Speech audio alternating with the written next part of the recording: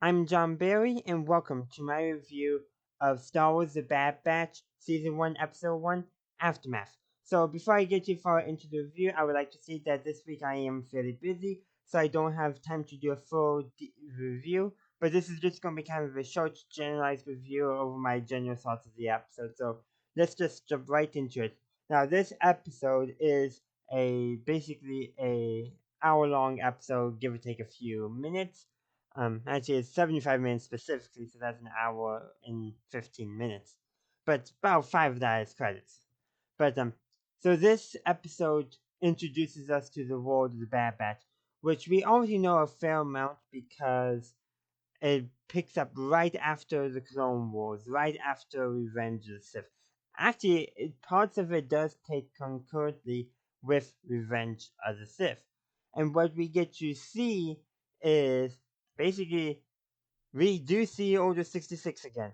We see the Bad Batch return to Camino and discover what's going on.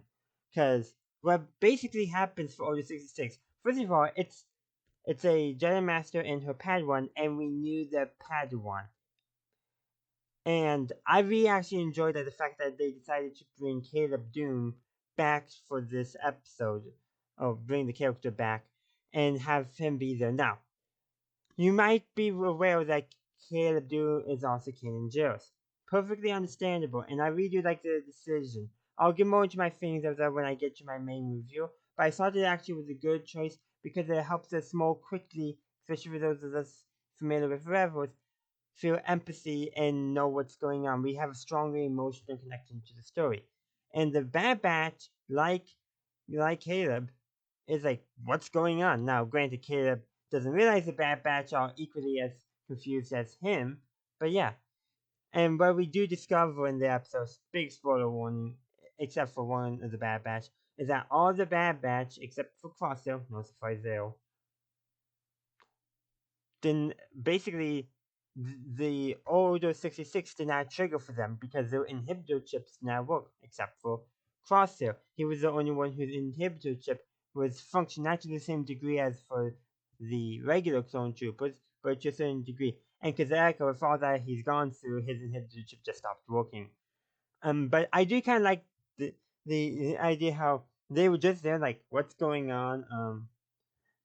And all that. It's like that was a very good scene, and we got to, in a way, this is actually the first time we've seen Order 66 from the clones' perspective. Now, granted, these are clones, so like, why are the regs turning on the Jedi? I'm pretty sure they might have said something like that.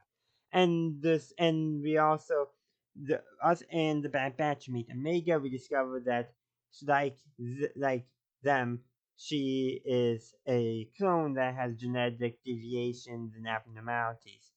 And it's clear that one specific communion has an invested interest in her because when the Bad Batch near the end of the episode are trying to escape that communion, she basically makes it possible so that they could escape with Omega. So that tells us that the communions are not necessarily fully on board with Palpatine, thinking about getting rid of the clone army. First of all, they actually do say that, but also says that they kind of were keeping Omega a secret from the Empire for some reason, which I do find kind of interesting.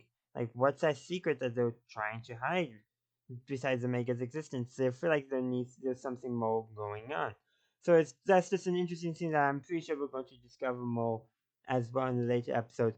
And then probably we also get Tarkin and Echo's like immediately like, yeah, don't trust him. Which, yeah, very good choice. Tarkin actually sends the Bad Batch to eliminate some separatists and holdouts, which actually turns out to be Saw Gerrera's partisans. Well, at that point, they're still more Republic fighters, as the Bad Batch calls them. No, they're still loyal to the Republic. And Saw Gerrera basically says, the Clone Wars may have ended, but a civil war is about to begin. Which is, yeah, and he does try to start that civil war pretty much from the get-go, is what we do see. But I do like that.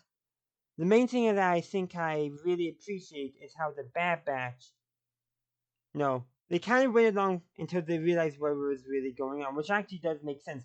Probably a lot of the galaxy, like, oh, okay, Everything's okay. Oh, yeah, that doesn't make sense. Which I really do appreciated how they had to discover the truth as they went along, and have feeling they'll discover more truths further along in the episode.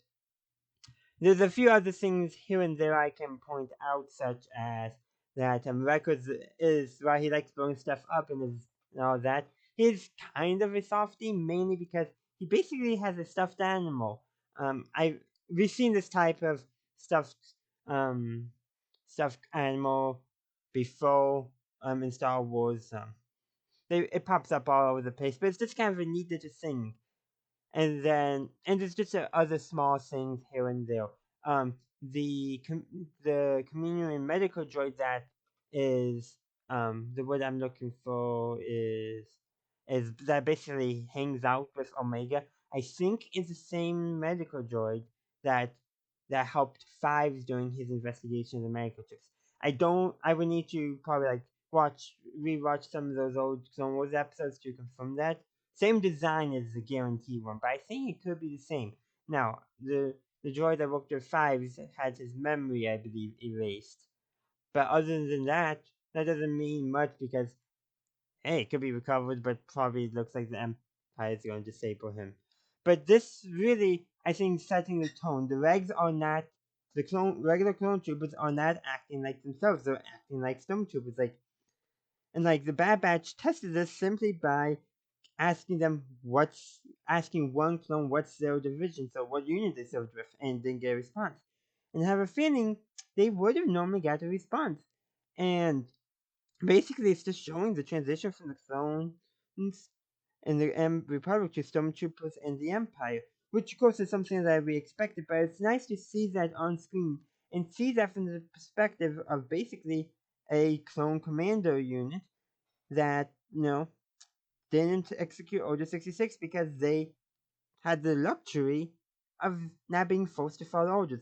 Granted, Crosshair was the only one that followed through. That was mainly because the order didn't work on him to the same extent as the regs, but he actually got it like well, he got it like the regs, but he didn't follow it like the regs, but he still followed it. That makes sense.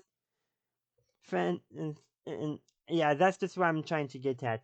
But that's why I think I'm going to end this review. I apologize again for the lack of detail, and actually, this is way more detail than I intended to put in. But I just wanted to get out my initial thoughts of the episode and all that. I'll probably do a more detailed breakdown and review of it next week, so stay tuned for that. And as always, have a good day, a good night, wherever you are. May the 4th be with you always. And yes, today is Star Wars Day, so happy May the 4th.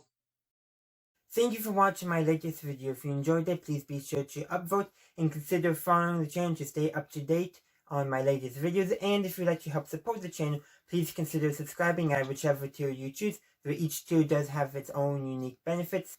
Also, feel free to check me out on social media. Links are below.